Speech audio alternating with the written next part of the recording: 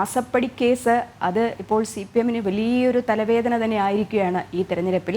അതിനെയൊക്കെ തന്നെ പ്രതിരോധിക്കുവാൻ വേണ്ടിയിട്ടാണ് CAA കേസ് എടുത്തിടുന്നത് പോലും മുഖ്യമന്ത്രി. എന്തായാലും മുഖ്യമന്ത്രിക്കും മകൾക്കും എതിരായ അന്വേഷണം ആവശ്യപ്പെട്ടുകൊണ്ട് മാത്യു കുഴൽനാടൻ നൽകിയ ഹർജി ഇന്ന് വിജിലൻസ് കോടതി പരിഗണിക്കുന്നുണ്ട്. കോടതി എന്തു പറയും എന്നുള്ള കാര്യമാണ് നോക്കിക്കാണേണ്ടത്.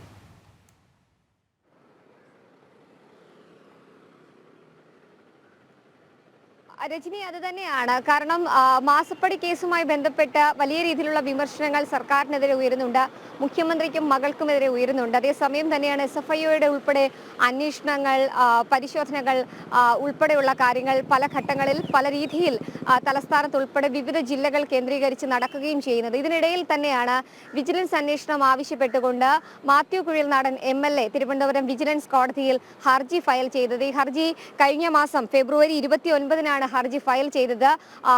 29-ാം തീയതി ഹർജി ഫയൽ ചെയ്തതിന് ശേഷം ഇതിന്മേലുള്ള വാദങ്ങളും പ്രതിവാദങ്ങളും ഒക്കെ തന്നെ നടക്കുകയും ചെയ്തിരുന്നു. അപ്പം മുതൽ തുടക്കം മുതൽ തന്നെ മുഖ്യമന്ത്രിയുടെ മകൾ വീണ വിജയനും ഉൾപ്പെടെയുള്ളവർ വാദിച്ചത് ഇത്തരത്തിലൊരു അന്വേഷണം ഇതിന്റെ ഭാഗമായിട്ട് നടക്കേണ്ട കാര്യമില്ല, അതിന്റെ ആവശ്യകത ഇല്ല എന്നുള്ള രീതിയിലാണ്. പ്രത്യേകിച്ച് ഇത് വിജിലൻസിന്റെ അന്വേഷണ പരിധിയിൽ വരുന്ന കേസല്ല എന്നൊക്കെയാണ് അവർ വാദിച്ചത്. വിജിലൻസ് നിയമത്തിന്റെ പരിധിയിൽ വരില്ല എന്ന വാദം സർക്കാർ തലത്തിലും ഒപ്പം തന്നെ സർക്കാർ അതിനെ ന്യായീകരിച്ചുകൊണ്ട് എതിർക്കുന്ന ഒരു സാഹചര്യം ഉണ്ടായിരുന്നു. ഒപ്പം തന്നെ ആദായ നികുതി സെറ്റിൽമെന്റ് ബോർഡിന്റെ ഉത്തരവ് പുനഃപരിശോധിക്കാൻ വിജിലൻസ് കോടതിക്ക് ആവില്ല എന്നൊക്കെയാണ് കോടതിയിൽ മുഖ്യമന്ത്രിക്ക് മകൾക്കും ഒപ്പം ഉണ്ടായിരുന്ന അഭിഭാഷകരും സർക്കാരും ഒക്കെ തന്നെ വാദിക്കുകയും ചെയ്തു. പക്ഷേ ഏറെ നിർണായകമായിട്ടുള്ള ഒരു കേസാണ് അല്ലെങ്കിൽ ഹർജിയാണ് എന്നുള്ളതാണ് ഏറ്റവും പ്രധാനപ്പെട്ട കാര്യം. തെരഞ്ഞെടുപ്പ് അടുത്തിരിക്കുന്ന ഒരു സാഹചര്യമാണ്. പ്രത്യേകിച്ച് ഇതുമായി ബന്ധപ്പെട്ട് SFIയുടെ അന്വേഷണം ഒരു പരിധിയിൽ നടക്കുന്നു. പ്രത്യേകിച്ച് വിജിലൻസ് സംസ്ഥാന സർക്കാരിന്റെ പരിധിയിൽ വരുന്ന ഏജൻസിയാണ് അല്ലെങ്കിൽ അന്വേഷണമാണ്. അത് എത്രത്തോളം മുന്നോട്ട് പോകും അല്ലെങ്കിൽ ഏത് ഘട്ടത്തിലേക്ക് കടക്കുമെന്നുള്ളത് വലിയ രീതിയിലുള്ള ആശങ്കകളും ആശയക്കുഴപ്പങ്ങളും ഒക്കെ ഉണ്ടാക്കുന്ന ഒരു കാര്യം കൂടിയാണ്.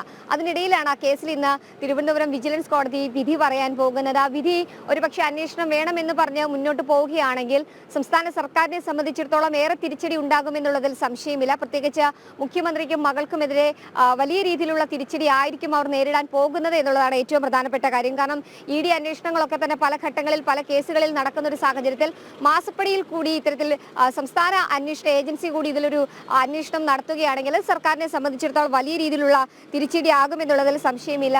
ഈ ധാതുമണൽ ഖനനത്തിനായി CMRL കമ്പനിക്ക് അനുമതി നൽകിയതിന്റെ പേരിൽ മുഖ്യമന്ത്രിയുടെ മകൾക്ക് തുടർച്ചയായി മാസാമാസം അല്ലെങ്കിൽ മാസപ്പടിയായി പണം കൈപ്പറ്റി അതിന് മുഖ്യമന്ത്രിയുടെ അറിവുണ്ട് എന്നൊക്കെയാണ് ഈ ഹർജിയിൽ പറയുന്നത്. ഒപ്പം തന്നെ മുഖ്യമന്ത്രിയും മകളും ഉൾപ്പെടെ 7 പേർക്കെതിരെയാണ് ഈ ഹർജി കൊടുത്തിട്ടുള്ളത്. 7 പേർക്കെതിരെയും അന്വേഷണം നടക്കുമോ എന്നുള്ളതാണ് ഉറ്റുനോക്കുന്നത്. രാവിലെ 11 മണിയോട് കൂടി കേസിൽ വിധി ഉണ്ടാകും എന്നുള്ളതാണ് നമ്മൾ പ്രതീക്ഷിക്കുന്നത്.